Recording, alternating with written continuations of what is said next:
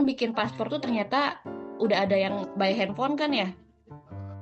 Iya, Udah ada Nah, beberapa sih. karena kemarin udah. karena kemarin itu saudaraku dia kan tinggalnya di desa. Terus tempat kantor transmigrasi itu jauh banget dari desa mereka. Dan itu luar biasa sih perjuangan mereka buat bikin paspor. Kebetulan mau umroh kayak itu kan, mau ke Arab. Jadi mereka harus jauh-jauh, kasihan banget sih. Tapi untungnya dengan adanya e-paspor ini kayaknya sangat membantu ya. Menurut kalian gimana sih itu? Menurut saya sih, sepengalaman saya yang saya lihat, jadi di sini nih permasalahannya itu sistemnya sih Mbak, karena masih belum optimal. Nah di situ kadang antrian itu apa ya, panjang sekali dan itu sangat lama seperti itu sih. Nah ini harus harus berani sih yang pejabat-pejabatnya untuk merubah sistem ini dengan optimal. Iya kan Pak. Jadi kalau misalkan kayak orang udah jauh-jauh dari kampung gitu ya, terus sampai kantornya harus antri dan lain-lain. Kadang kan kantor transmigrasi itu juga ada jam operasinya ya kan ya. Iya Terus kalau benar. misalkan mereka udah lewat dari antrian, masa harus pulang lagi ya nggak sih? Iya benar Mbak. Kalau saya juga setuju sih dengan pendapatnya Pak Rufer tadi, terus juga dengan pendapatnya Ibu Ica juga, karena kalau misalnya kita bisa lihat dari sudut pandangnya manajemen, itu berarti ada kayak ketidakseimbangan gitu antara misalnya permintaan sama kapasitas pelayanan gitu. Nah, kalau misalnya tidak ada sistem, berarti pengaturan kuotanya jadi nggak jelas gitu. Berarti perlu sistem dan juga itu untuk mengurangi penumpukan pendaftaran paspornya.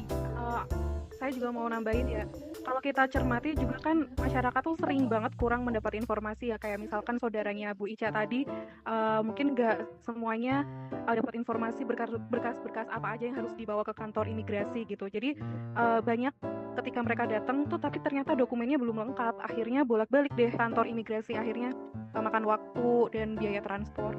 Benar-benar, saya juga setuju sih sama Pak Rufer, Bu Ica, Bu Fatika, sama Bu Dena. Ini tuh bukan cuma sekedar masalah teknis aja, tapi juga ada komunikasi, ada tata kelola yang menurut saya perlu dibenahi, kayak gitu. Artinya Smart ASN tuh juga bisa diaplikasikan di hal-hal yang kayak gitu kan ya.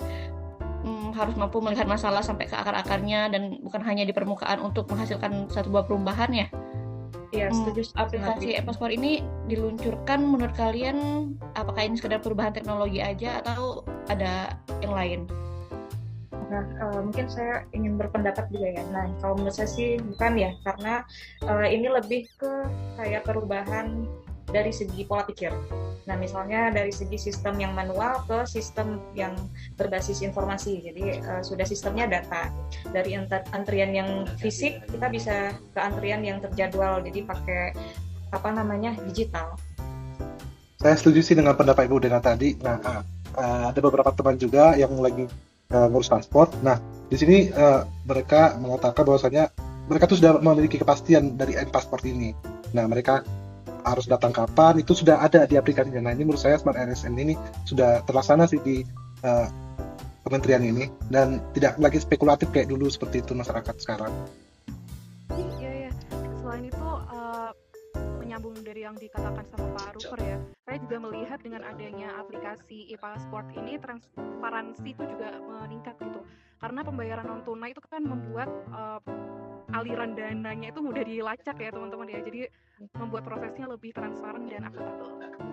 Ya, saya setuju sih melihat apa yang terjadi sekarang dengan perubahan dari pembuatan paspor manual ke m-paspor itu, saya melihat itu adalah contoh nyata manajemen ASN yang berjalan dengan baik, karena ada perencanaan, ada pengendalian dan juga ada evaluasi.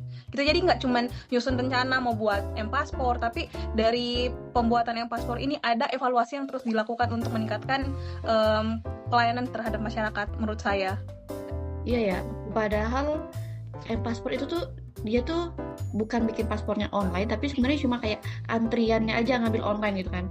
Kayak itu tuh sebuah perubahan kecil tapi impactnya besar banget kayak gitu.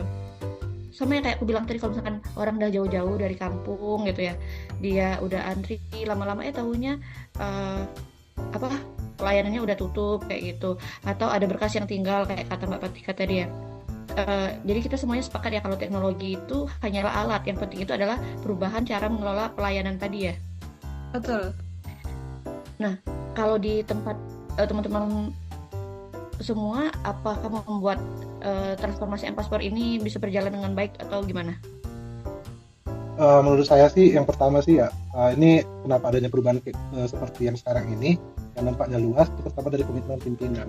Nah, komitmen pimpinan ini tentunya melahirkan visi misi yang sejalan dengan yang diterapkan dan sejalan dengan bawahannya ya. Jadi di sini ada terjadinya reformasi digital yang diawali dari komitmen pimpinan tadi. Jadi di sini juga saya lihat adanya sinergi dari yang ada di kantor tersebut, di kementerian tersebut. Nah, di sini menunjukkan bahwasannya apa ya, kepemimpinan yang bagus tuh tentunya melahirkan hasil dan efek yang besar. Seperti itu sih menurut saya pribadi.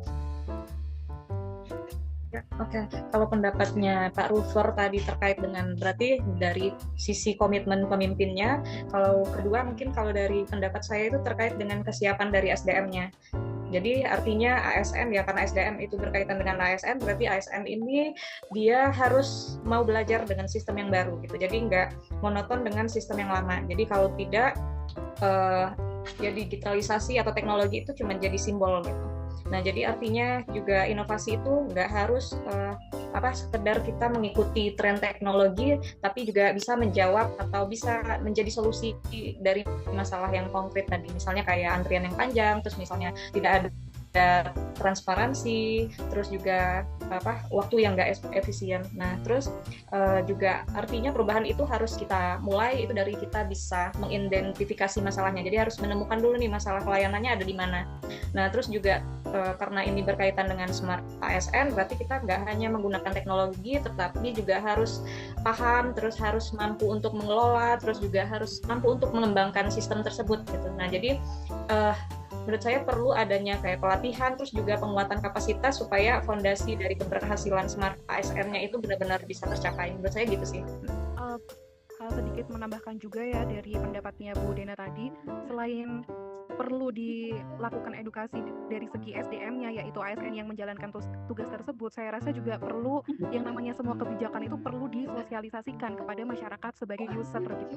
Jadi intinya masyarakat itu juga harus diberi pemahaman yang jelas tentang prosedur baru, dan keberhasilan layanan tersebut itu sangat bergantung pada tadi SDM ASN yang bertugas menjelaskan prosedurnya dan memberikan panduannya serta merespon keluhan masyarakat secara cepat dan jelas. Betul, saya tambahin sedikit mungkin ya Ibu. Selain memahami, mengelola, mengembangkan, kita harus ingat satu hal, evaluasi. Yang saya tangkap di sini banyak banget fasilitas-fasilitas atau aplikasi yang dikembangkan oleh pemerintah itu bagus-bagus, cantik-cantik, estetik, tapi kurang evaluasi, kurang maintenance. Jadi di mana-mana sistem baru itu pasti akan selalu ada kekurangan di awal. Tapi kalau kita perbaiki terus-menerus, lama-lama M-Paspor itulah, kita bahas M-Paspor ya. M-Paspor itu akan menjadi stabil. Nah, sistem yang terus disempurnakan itu menjadi sempurna berdasarkan umpan balik dari si user, dari masyarakat. Nah, menurut saya itu adalah salah satu bentuk manajemen kinerja yang adaptif dan juga bisa memberikan solusi. Berarti kalau saya simpulkan, keberhasilan itu bukan karena satu faktor ya, tapi juga kombinasi semuanya ya, dari kepemimpinan, kompetensi, komunikasi, dan juga konsistensi sistem evaluasinya kayak gitu ya. Nah, sekarang kalau di kita nih, kita kan CPNS ya, yang tentunya akan kembali ke unit kerja masing-masing untuk menerapkan apa yang kita pelajari dan pahami. Salah satunya kan yang kayak kita pelajari kemarin mengenai manajemen ASN ya, menuju smart ASN. Nah, menurut Bapak Ibu semua, apa yang bisa kita lakukan nih di unit kerja kita masing-masing? Yang dari saya dulu ya, kalau menurut saya itu kita nggak harus mulai dari hal yang besar, bisa mulai dari hal yang kecil-kecil dan sederhana mungkin, tapi yang bisa bermanfaat untuk instansi kita gitu. Jadi kita yang paling penting itu adalah kita lihat dulu masalah yang paling sering muncul di unit kerja kita gitu. Kalau saya pribadi sih menyoroti di tempat instansi saya itu adalah tanda tangan ya. Nah, kadang di sini informasi yang kita dapatkan untuk meminta tanda tangan ini agak sedikit ribet ya. Nah, di sini mungkin kita bisa mulai dengan tanda tangan digital. Dengan menggunakan sosial media kan bisa di-upload di situ atau di web gitu. Ya, untuk menyebarkan informasi bahwasannya bagaimana caranya kita menerapkan tanda tangan digital itu sehingga itu akan memangkas waktu gitu loh. Menurut saya pribadi sih gitu sih. Kalau di tempat kerja saya ya, formulir itu masih manual tuh. Padahal pakai kertas gitu. Padahal kan bisa ya dibuat versi digital sederhana seperti pakai Google Form gitu. Karena kalau pakai kertas tuh kan nanti buat proses pengarsipannya susah di belakang. Iya, suka hilang-hilang Mbak ya. Benar, saya juga setuju sama Bu Fatika. Untuk masalah hal yang paling krusial tuh di tempat saya tentang administrasi. Kadang kita mau nyari berkas, kayak sekarang lagi mau akreditasi kan kita harus bongkar-bongkar lagi data mahasiswa, data dosen-dosen dan jurnal-jurnalnya. Nah kalau misalnya kita belajar untuk update ke digitalisasi, misalnya sesimpel kita gunakan Google Form, itu akan lebih mudah. Dan yang paling penting itu adalah kemauan untuk memperbaiki, karena kadang-kadang kita udah merasa sistem yang sudah ada itu udah biasa kok, kita termentok di kata udah biasa, itu hal yang biasa, padahal hal yang biasa itu belum tentu cara terbaik kita bisa, dan belum tentu itu nggak bisa kita ubah pada dasarnya kayak gitu. Berarti kayak kita ini para CPNS ini mungkin khususnya untuk semua ASN atau semua pekerja ya, artinya kita tuh nggak boleh puas dengan sistem yang lama walaupun mungkin sistemnya itu udah stabil kayak gitu ya, tapi kita harus tetap memperbaiki sistem yang ada kayak itu Mbak ya. Setuju. Nah kalau boleh jujur juga, apa pelajaran yang paling dalam yang Bapak Ibu dapatkan dari studi kasus tentang ini Mbak? Oke, kalau menurut saya sih Smart ASN ini jadi tidak hanya pintar soal teknologi ya, tapi mempunyai impact yang sangat panjang gitu loh, dan bisa membuat perubahan yang signifikan. Di sini kita lebih transparan dan juga lebih efisien. Oke, mungkin saya tambahin juga, kalau menurut saya itu kalau kita sebagai ASN itu harus solutif. Jadi kita nggak berhenti cuma cari keluhan, cuma berhenti menemukan masalahnya, tapi kalau misalnya kita sudah temukan masalah, temukan kendala yang ada di instansi kita juga harus punya alternatif pemecahan masalahnya apa gitu.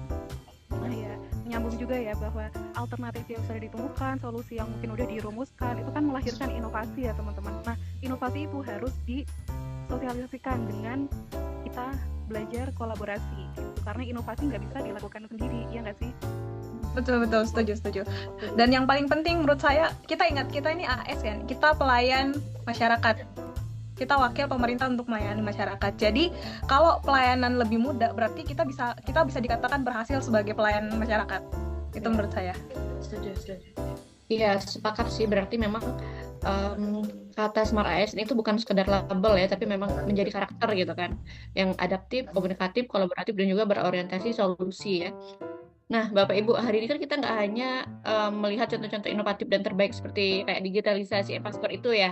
Nah, kita juga menemukan wajah lain, yaitu kayak pelayanan yang belum memenuhi harapan masyarakat dan standar pelayanan politik yang baik. Beberapa waktu yang lalu heboh tuh di media sosial tentang beberapa ASN yang kerap bolos di jam kerja, kayak misalkan jam 2, jam 3 mereka di mall lah, ada di tempat makan nongkrong lah kayak gitu kan. Nah, beberapa waktu yang lalu tuh itu tuh jadi topik yang sangat hangat banget gitu ya dibahas.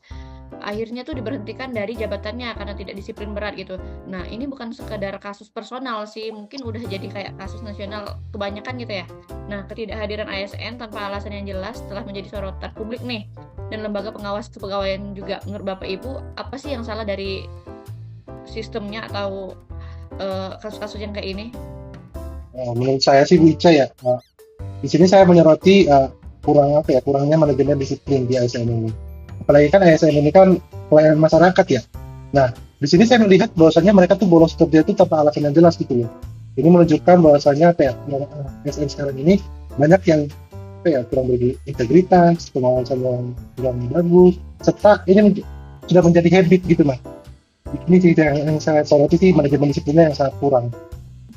Betul sih kalau kata Pak Rover juga. Nah, kalau menurut saya juga kan kasus bolos itu, atau misalnya mereka pergi nongkrong, itu kan nggak hanya 1 atau 2 orang aja. Pada daerah juga sering kayak gitu. Nah, puluhan mungkin bisa jadi ratusan hari, tapi juga tetap mereka terima gaji gitu, dan juga plus tunjangannya. Nah, itu sih yang salah juga. Tapi ya guys, selain dari pribadi ASN-nya, tapi kebiasaan seperti ini tuh sebetulnya menunjukkan lemahnya kontrol internal organisasi itu sendiri, termasuk dalam fungsi pengawasan absensi dan juga pelaporan kinerja. Benar. Dan hal ini menurut pandangan saya, lemahnya kontrol dalam internal kantor tersebut, kurangnya integritas dalam personal ASN tersebut, itu pasti bikin masyarakat tuh bertanya-tanya, apakah aturan disiplin itu untuk ASN hanya sekedar di atas kertas? Ini tuh bisa merusak kepercayaan masyarakat, kepercayaan publik terhadap ASN secara keseluruhan ya. Iya ya Mbak ya, kayak sayang aja gitu, padahal yang melakukan kesalahannya tuh kayak oknum gitu ya, tapi yang terdampaknya jadi semua ASN gitu kan misalnya. Betul. Nah, berarti kalau kita bedah masalah ini tuh apa ya kira-kira penyebab utama fenomena banyak ASN yang kayak gitu ya? Nah, kalau misalnya menurut dari laporan itu tuh banyak ASN yang bolos ya tanpa alasan yang jelas gitu, justru masih terima haknya karena sistem pengawasan yang lemah. Nah, terus juga bukan masalahnya di personal semata juga, tetapi adanya gap gitu. Jadi adanya sistem pengawasan dan juga budaya kerja yang mungkin membiasakan hal tersebut gitu. Kalau dari sumber lain ya, ternyata faktor internal seperti ketidakjelasan beban kerja, lemahnya sanksi itu juga menjadi sebab dari fenomena ini ya. Kemudian kadang budaya toleransi terhadap perilaku buruk, kayak kemarin kata Bu Indrianti, membenarkan yang biasa itu mungkin bisa jadi penyebabnya juga. Setuju. Sama yang nggak kalah penting adalah motivasi kerja. Kita ke kantor itu motivasinya apa? Karena menurut saya motivasi kita bekerja itu berperan terhadap integritas kita. Dan selain motivasi kerja, mungkin kurangnya penghargaan ya, yang tepat untuk karyawan-karyawan yang pada dasarnya melaksanakan tugas tanggung jawabnya dengan disiplin dan produktif, sehingga mengakibatkan orang yang bolos aja tuh masih dapat tunjangan, masih dapat gaji. Ya sudah, saya lakukan itu, kayak gitu mungkin ya. Kalau misalkan kan ASN kan harus berakhlak kan, menerapkan nilai-nilai berakhlak gitu ya. Berarti agak kurang sesuai ya nggak sih? Gimana menurut kalian guys? Itu bukan agak, emang kurang sesuai sih. Ya kan? Kurang sesuai. Aku Kurang sesuai bahasa sih. halusnya aja sih. Bahasa halusnya kayak maksudnya gitu. Iya kan? Benar. Gimana menurut Pak Ruper? Menurut saya sih ini mencederai yang apa ya? Nilai pertama berorientasi pada pelayanan, karena ini akan menyebabkan pelayanan yang buruk gitu loh. Sehingga ini akan mengganggu pelayanan kita ke masyarakat, dan banyak yang menghasilkan stigma jelek dan tidak percaya lagi kepada ASN sebagai pelayan negara. Itu sih menurut saya. Benar. Jadi kayak masyarakat itu merasa kayak kita nggak hadir untuk mereka. Nah, terus juga bisa masalah keduanya akuntabel ya kan, kita di nilai berakhlak itu juga belajar terkait dengan nilai akuntabel. Nah, di situ kan ASN juga pasti diharapkan untuk bertanggung jawab atas waktu dan juga peran mereka. Jadi bukan malah mengabaikan asik nongkrong atau bolos kerja gitu. Jadi masalah keduanya ada di nilai akuntabelnya, akuntabel. Selain itu juga dengan sikap yang tidak disiplin seperti tadi ya, menurut saya juga akan sulit tuh terciptanya nilai kompeten dan adaptif gitu. Sementara ASN itu kan harus bisa terus-menerus memperbaiki sistem dirinya, terutama di unit kerjanya. Dan ketika nilai berakhlak tidak terwujudkan, tentu saja harmonisasi itu tidak akan ada. Ketika satu orang bolos, pasti beban kerja orang yang bolos itu akan dibebankan ke rekan yang lain, dan itu merusak ritme kerja yang sehat. Dan itu tidak mencerminkan kerja sama tim yang baik, dan tidak ada harmonisasi yang terjadi. Menurut saya seperti itu. Oke, berarti kalau misalkan kita simpulkan kenapa kasus ini bisa terjadi, pertama kayak pengawasan kelembagaannya yang lemah gitu ya, kemudian kayak toleransi yang lebih tinggi, kayak nggak apa-apa, mungkin dia cuma sebentar ini, mungkin dia haus mau beli kopi gitu kan, budaya toleransi yang lebih tinggi, tapi toleransinya terhadap hal yang salah, kurang tepat gitu kan. Kemudian juga yang tadi yang kayak Mbak bilang bahwa reward dan punishment-nya yang belum seimbang ya, jadi sanksi sering juga terlambat dan pekerjaan juga agak kurang gitu ya. Gimana guys, sepakat nggak? Sepakat. Benar. Nah ya betul Bu Ica, padahal ada aturan disiplin yang tegas ya, mulai dari teguran sampai dengan pemecatan, termasuk pemberhentian dengan tidak hormat. Itu kan juga untuk oknum-oknum yang bolos tanpa alasan yang sah. Nah kalau misalkan kita bahas nih, kalau misalkan kita nanti jadi decision maker, jadi pimpinan gitu ya, amin, kira-kira apa sih solusi yang konkret gitu kan biar kasus ini bisa tidak berulang gitu, terutama jika kita ingin menciptakan yang tadi ya, smart ASN gitu, biar nggak ulang lagi. Gimana kira-kira kalian teman-teman punya solusi nggak? Kalau saya, hal pertama yang mungkin kita bisa lakukan adalah kita penguatan di teknologi absensi yang terintegrasi, yang saya connect gitu, nggak manual, karena manual kan kadang kita bisa manipulasi ya. Jadi tidak hanya presensi, tapi juga evaluasi harian dan juga evaluasi hasil kerja yang terus terhubung menurut saya. Saya setuju sama Ibu Isma ya. Saya juga kepikiran bahwasannya profil kinerja individu itu harus transparan dan terukur gitu loh. Jadi di sana mereka tidak hanya hadir, tapi juga memberikan kontribusi kerja yang harus dinilai. Iya benar. Terus mungkin yang ketiga itu terkait dengan pemberian reward dan juga pemberian punishment-nya itu yang harus cepat dan juga konsisten. Nah, jadi ASN yang disiplin ya tetap harus dapat apresiasi. Sementara kalau misalnya bagi ASN yang melanggar aturan, misalnya kurang disiplin, ya langsung ditindak secara tegas gitu, ada punishment-nya. Ini selain yang tadi disampaikan oleh Pak Rufer, Bu Isma sama Bu Dena, ya menurut saya pembinaan budaya kerja melalui pelatihan, mentoring, dan juga komunikasi itu perlu dilakukan di setiap organisasi. Mungkin tambahan juga kayak peningkatan sistem supervisi dan feedback di unit kerja ya Mbak, kayak sehingga pimpinan langsung juga tahu gitu jika ada anggota tim yang bermasalah, jadi cepat ditangani gitu kan kalau cepat tahunya gitu ya. Iya nggak sih? Ya, setuju Ya, sih. benar-benar. Setuju. Jadi, menurut Bapak Ibu, sebagai ASN tentunya nanti dan akan menjabat ya di dalam instansi masing-masing. Amin. Amin. Kalau secara pribadi nih, apa yang mau kita masing-masing bawa nanti ke unit kerja? Kalau menurut saya sih Bu Isma ya, tanggung jawab sih, tanggung jawab pada pelayanan. Karena ini nih sebagai kewajiban moral ya bagi kita ASN ya, bagi seorang pimpinan. Jadi di sini kita sebagai ASN ini tidak hanya datang ke kantor terus pulang seperti itu. Nah di sini kita harus memiliki sifat tanggung jawab kepada pelayanan. Kalau dari saya sih, saya terpanggil untuk bisa memastikan standar kerja di unit yang sekedar terkait dengan administratifnya, tetapi benar-benar bisa berdampak ke masyarakatnya. Kalau saya ya lebih sadar bahwa ternyata disiplin itu merupakan cerminan integritas, apalagi kalau kita nanti jadi pemimpin.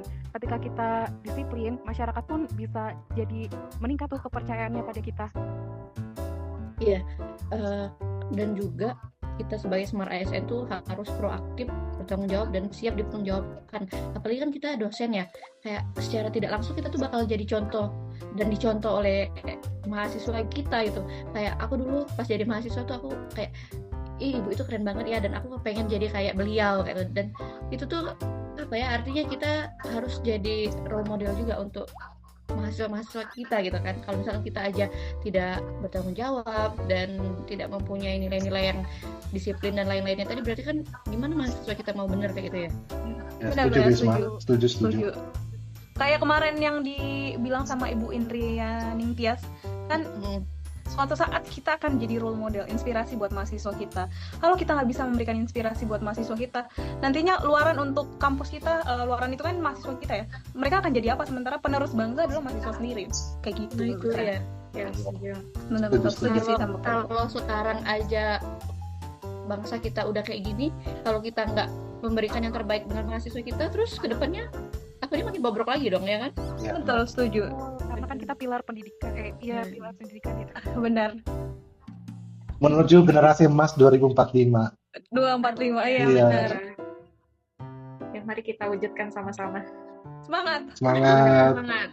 ASN berakhlak. ASN berakhlak Siap melayani. untuk negeri.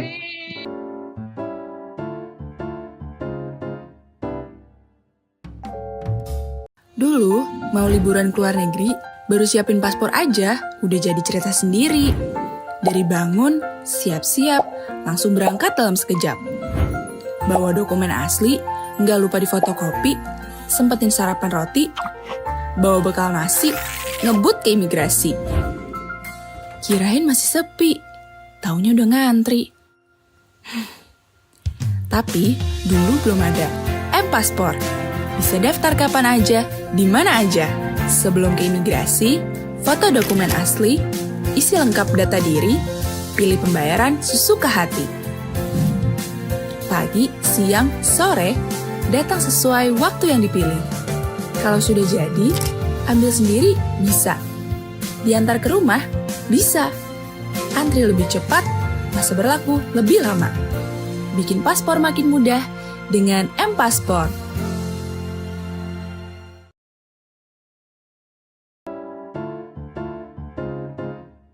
Kata siapa aparatur sipil negara bisa bebas dari risiko pemecatan? Nah, gara-gara kerap bolos kerja, belasan ASN di lingkungan Pemkab Subang, Jawa Barat dipecat karena bikin rugi negara. Di sela-sela rotasi jabatan, Bupati Subang memecat 12 aparatur sipil negara atau ASN di Pemkab Subang pada Kamis pagi di Jalan Ade Irma yang baru selesai dibangun. Ke-12 ASN dipecat karena tidak masuk atau bolos selama ratusan hari, bahkan hampir 1 tahun. Para ASN indisipliner itu dinilai merugikan keuangan negara karena tetap mendapat gaji meski sering mangkir kerja.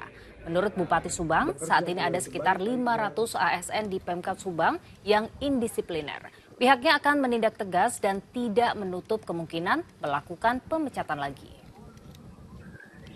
Sudah tidak bisa ditoleransi, kita putus. Itu ada saudara saya, itu ada orang yang saya kenal, tapi saya nggak pandang bulu karena bagi saya mereka sudah memakan gaji buta selama berbulan-bulan ini. Bayangkan Pak, masih banyak pengangguran, ada ASN tidak kerja berhari-hari, tapi tetap digaji. Kasihan masyarakat kita yang belum punya kerjaan, yang nyari makan aja susah Pak.